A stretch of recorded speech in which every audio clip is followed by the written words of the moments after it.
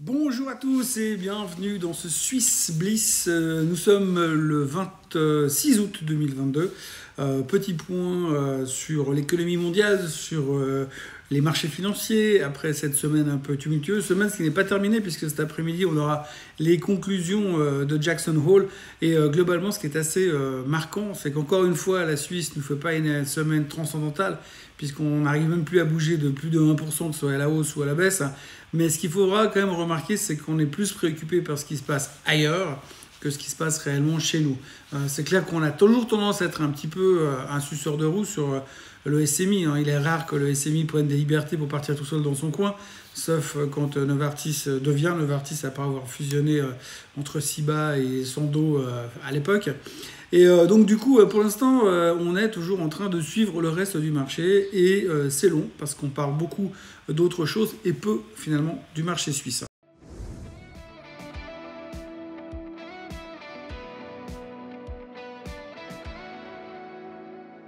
Donc voilà, aujourd'hui c'est une semaine qui s'achève tranquillement, on aura un peu plus d'informations ce soir. Alors, pour l'instant c'est trop tôt pour pouvoir en dire plus sur ce qui est en train de se passer, ce qui est en train de se produire au niveau de Jackson Hole. On sait que généralement les banquiers centraux aiment bien profiter de cet instant pour nous annoncer des choses révolutionnaires.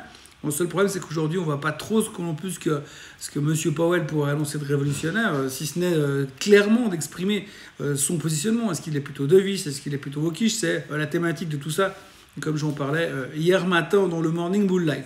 En gros, pour l'instant, eh bien, on attend de voir. Le marché a besoin d'avoir des confirmations, a besoin de savoir où est-ce que l'on va aller en termes de perspective des banques centrales. La problématique qu'on a quand même derrière tout ça, c'est que franchement, je suis quasiment convaincu que les banques centrales elles-mêmes n'ont aucune idée d'où elles peuvent aller ou ce qu'elles aimeraient faire. Elles aimeraient surtout avoir une inflation qui diminue et elles aimeraient si possible que le fait de diminuer l'inflation en montant les taux ne va pas derrière leur amener une récession parce que du coup, ils n'ont pas vraiment envie d'être les responsables de la récession, qu'on leur colle l'étiquette de dire c'est vous qui nous avez mis dans une récession. Donc aujourd'hui, les banquiers centraux et Jérôme Powell en tête, sont en train d'essayer de faire du fine-tuning pour essayer de s'en sortir, tout en communiquant d'une manière suffisamment politiquement correcte pour que les marchés ne paniquent pas, parce que tout d'un coup, on interpréterait par hasard que M. Powell vient de se tatouer un faucon dans le dos et qu'il est définitivement au quiche. Donc aujourd'hui, nous sommes en train de nous poser beaucoup de questions, comme d'habitude. Et puis nous, en Suisse, eh bien, on attend de voir ce qui va se passer. Alors si vous regardez un petit peu les séances de la semaine que l'on vient de vivre, on a eu des séances en hausse et des séances en baisse. La raison principale étant ce qui va se passer à Jackson Hole et ce qui pourrait en être interprété après. Et c'est vrai qu'aujourd'hui, on a vu les marchés américains qui ont principalement eu des doutes soudains sur le fait que ce bull market naissant pourrait être mis à mal par les commentaires de la Réserve fédérale. Et puis tout d'un coup, toutes les mauvaises nouvelles que l'on ne voyait pas ou que l'on ne voulait pas voir, on a commencé à les ramener un petit peu sur le devant de la scène. Et donc on a eu 2-3 mauvaises semaines à l'étranger comme en Suisse, puisque nous on a fait que de suivre le mouvement globalement. Et puis on attend toujours, finalement si on résume bien, on a commencé à attendre lundi pour voir ce qui allait se passer à Jackson Hole. Et aujourd'hui, on est vendredi matin et on attend toujours de voir ce qui pourrait éventuellement se passer à Jackson Hole, puisque M. Powell parlera ce soir pour clôturer finalement cette semaine de FOMC meeting, pas de FOMC meeting, de meeting de Jackson Hole, eh bien, de manière un petit peu intelligente samedi, donc demain. Voilà, donc pour l'instant, on est toujours en mode salle d'attente avec la petite musique qui fait du bien derrière.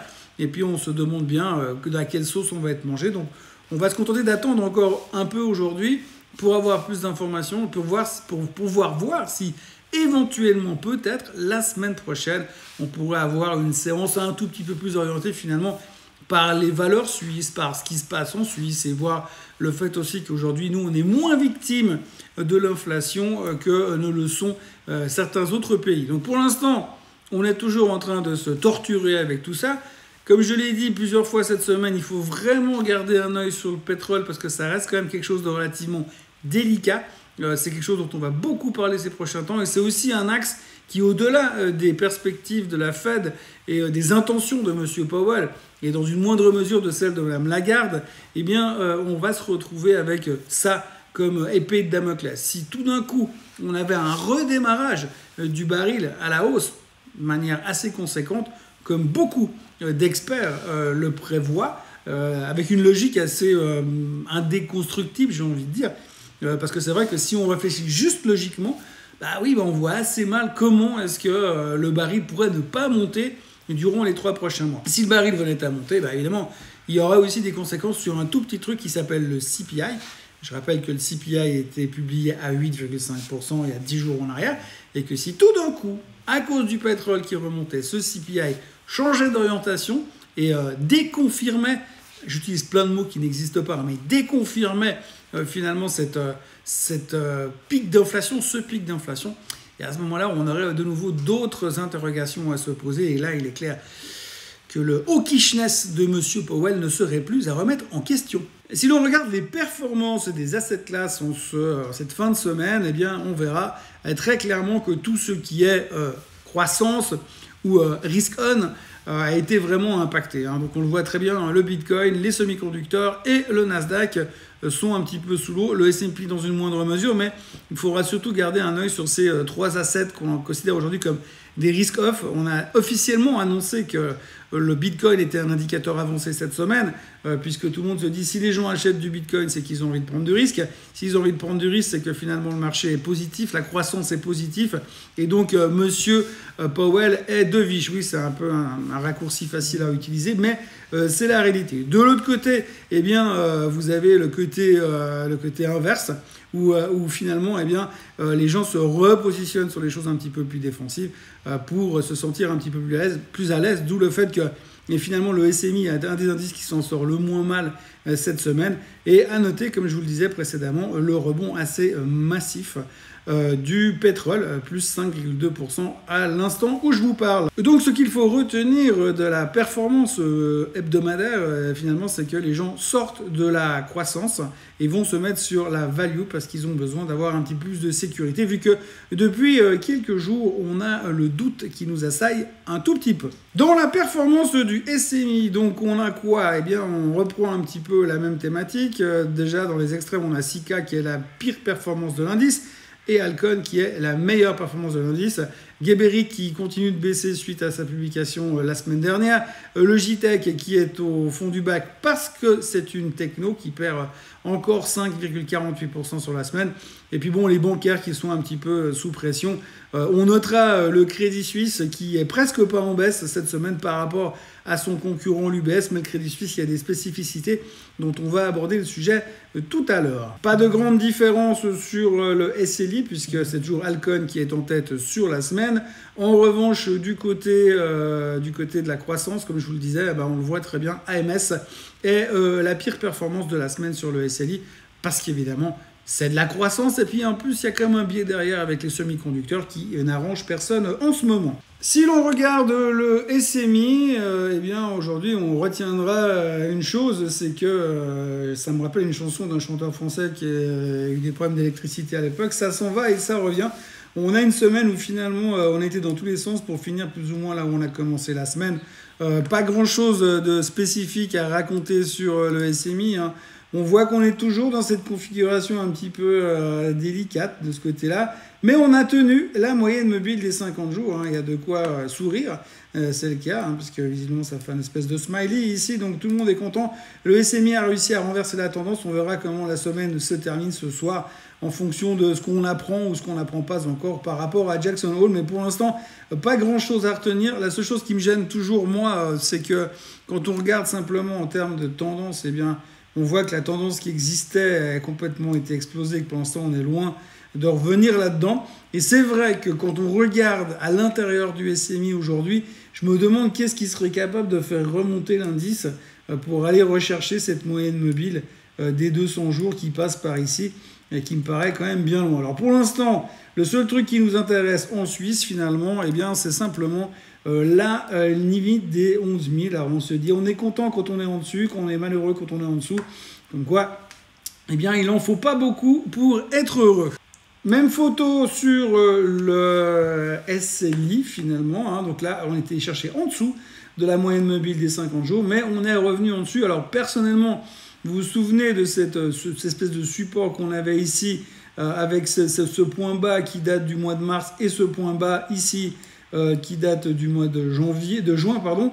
Et donc du coup, si on arrivait à reterminer la semaine au-dessus des 1700 nettement, eh bien ça serait plutôt encourageant pour la suite des événements. Mais de nouveau, il va falloir trouver quels sont les catalystes, puisque visiblement tout ce qui tire le SLI dans cette direction, c'est principalement de la tech, de la croissance. Et si Monsieur Powell n'est pas suffisamment bullish, ou dovish en tous les cas en fin de semaine, eh bien ça va être difficile de retrouver la niaque pour repartir chercher les plus hauts, en tout cas, du récent trimestre. Dans les titres de la semaine, on va commencer directement avec notre ami, le Bon Rush. Alors, notre ami, le Bon Rush, a vécu une semaine relativement confortable pour l'instant.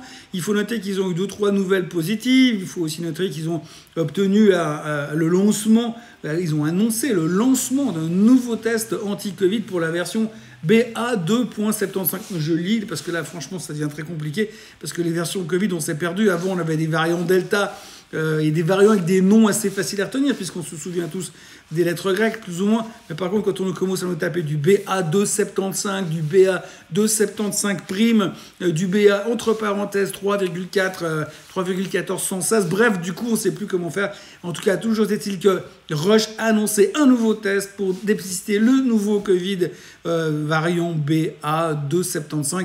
Donc, c'était plutôt une bonne nouvelle, encore une fois. Comme quoi, même les nouvelles Covid servent encore à apporter des bonnes nouvelles dans ce monde merveilleux qui est le monde de la finance, surtout de la pharmaceutique dans la finance. Alors, je vous ressors mon graphique de Roche avec tous mes gribouillis partout dans tous les sens. Alors, vous voyez que là aussi, alors je vais même rajouter des gribouillis. Mon scénario d'aller chercher les plus bas qu'on avait dans cette zone-là, sur la zone des 300, mais pour l'instant, on n'y est pas allé. Hein. On voit qu'ici, on n'a pas été chercher les plus bas. Mais on consolide sur la zone des 314, 315 sur le Bon Rush, mais on n'arrive pas non plus à sortir. Hein. Donc on est collé entre 315 et 322. C'est pas les périodes les plus folles, mais on voit que les quelques nouvelles qui ont bien aidé le Bon Rush en début de semaine ont été annulées, puis on est reparti à la hausse. Enfin bref, on ne fait rien. Un peu à l'image du reste du SMI, on reste coincé dans notre range sur le Bon Rush actuellement. Dans les performances qui ont pesé cette semaine, eh bien, je vous parlais tout à l'heure de ASM Osram, AMS Osram, j'y arriverai jamais à celui-là, AMS Osram et Temenos qui se sont pris plein la tête durant toute la semaine. Bah, de nouveau, hein, c'est un petit peu à l'image de Logitech également. Si on regarde un petit peu ces titres, nous en Suisse, on n'a pas 150 000 technos dans nos indices. Donc du coup, bah, dès que tout le monde commence à tirer sur la techno aux États-Unis, on tire sur du Nvidia, on tire sur du AMD, on tire sur les big names de la techno qui pourraient souffrir d'un éventuel hawkishness de la Fed. Donc bref, du coup, nous, qu'est-ce qu'on fait en Suisse? On cherche un petit peu quels sont nos technos et donc on tombe tous dessus, on les attaque de frontal et on tire à blanc. Et puis du coup, vous avez des corrections assez importantes sur Osram, sur Temenos ou sur Logitech.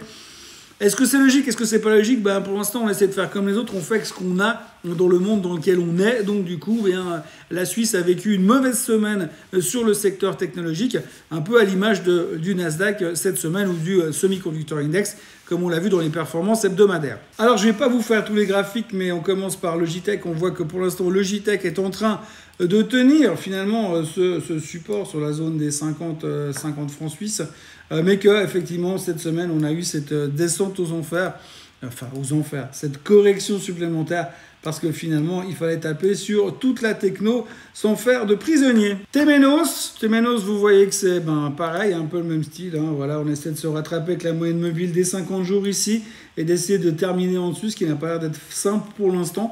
Mais voilà, donc grosso modo, on a un peu tapé dessus parce que c'est une boîte de software et les boîtes de software, c'est de la techno, donc il faut absolument vendre parce qu'on est en train de se mettre risk-off tant qu'on ne sait pas plus du côté de monsieur Jérôme Powell. La bataille des 5, c'est le Crédit Suisse qui se bagarre avec son niveau de 5 francs sur le graphique, on va le voir tout à l'heure, mais en gros, le Crédit Suisse a avancé beaucoup de choses cette semaine, beaucoup de nouvelles nominations dans son management, enfin on est en train de faire un énorme coup de sac au niveau du Crédit Suisse pour les raisons qu'on connaît, bien évidemment. Donc on n'a pas vraiment de grandes solutions à apporter aujourd'hui. On verra un petit peu sur le temps et sur la durée comment les choses se corrigent si on arrive vraiment à renverser la tendance au niveau du Crédit Suisse. Mais ça prendra du temps. En tout cas, à chaque nouvelle nomination, le marché l'interprète à sa manière sur le moment. Et on voit que le plus difficile pour lui, c'est de retrouver un peu de vigueur. Mais que psychologiquement, on reste très très attaché avec ce niveau de 5 francs. Un peu comme sur d'autres indices ou sur d'autres titres. Et là, on arrive à un niveau On a vu le SMI tout à l'heure qui était à 11 000 et qui hésitait entre heureux en dessus de 11 000 ou triste en dessous de 11 000. Aujourd'hui, on a le Crédit Suisse qui est heureux en dessus de 5 francs et malheureux en dessous de 5. C'était un petit peu l'histoire de sa semaine. D'ailleurs, puisqu'il a passé ses 5 jours de la semaine à tourner autour de ce niveau-là. Si l'on regarde le graphique du Crédit Suisse, eh bien oui, il y a toujours plein de trucs à regarder. Donc on voit toujours que ce plus bas qui passe par les 5 francs a été cassé. Donc on est passé en dessous cette semaine. Mais encore une fois, ça a tenu. Donc là, on arrive à avoir 2 petits supports. Allez, on va dire que c'est un double bottom pour l'instant. Il ne reste plus qu'à remonter finalement pour aller chercher le top en direction des 5,56. Et aussi, on casse les 5,56, on peut espérer avoir une petite accélération haussière pour aller chercher bien plus haut. Mais ne nous emballons pas, on sait très bien qu'on aura l'occasion d'avoir certainement d'autres nouvelles qui vont nous permettre de nous activer et de se créer des sensations proches d'Europa Park sur le Crédit Suisse.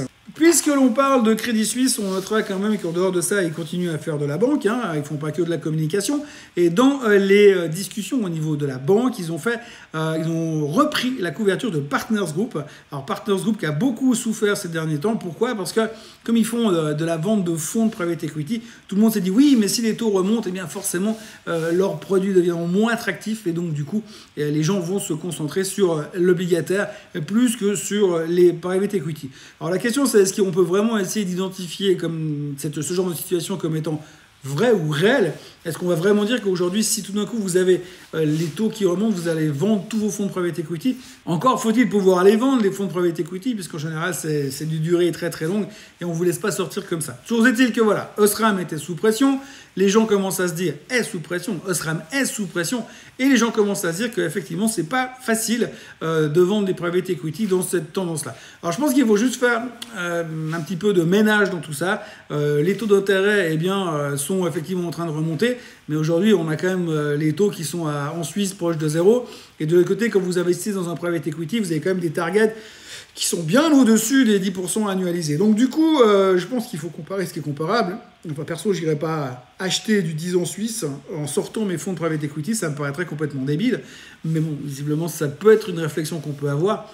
Mais en tous les cas, si vous avez une vision private equity qui se porte quand même de 5 à 10 ans, je ne vois pas l'intérêt d'aller acheter de l'obligataire pour compenser. Toujours est-il que par rapport à ça, le Crédit Suisse a augmenté sa recommandation sur le Partners Group et ils les mettent sur Outperform avec un target à 12 mois à 1300 francs suisses. Donc il y a quand même un petit potentiel de récupération à essayer de capter au passage, pour autant que l'analyse du Crédit Suisse ne soit pas complètement faux.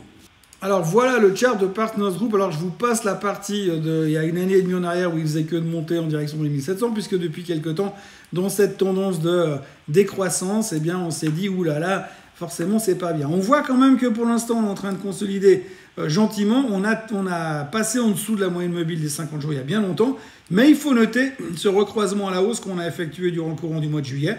Et aujourd'hui, on consolide là-dessus, avec toutes ces paroles encourageantes qu'on nous a données cette semaine chez le Crédit Suisse, eh bien, on peut commencer peut-être à espérer qu'il y a un petit peu une lueur au bout du tunnel chez Partners Group. Donc, à suivre attentivement, mais je pense effectivement qu'il faut juste quand même essayer de ne pas vendre la peau de l'ours avant de l'avoir tué, et puis pas commencer à faire mélanger n'importe quoi et à essayer de comparer surtout ce qui est comparable.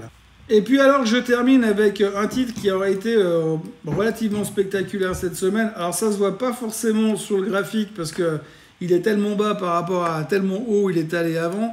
Vous voyez ici, c'est notre ami Zur Rose, notre pharmacie online. Alors cette semaine, on a quand même vécu une journée assez spectaculaire puisque le titre a réussi à monter de quasiment 10%. C'était ce jour-là, ici.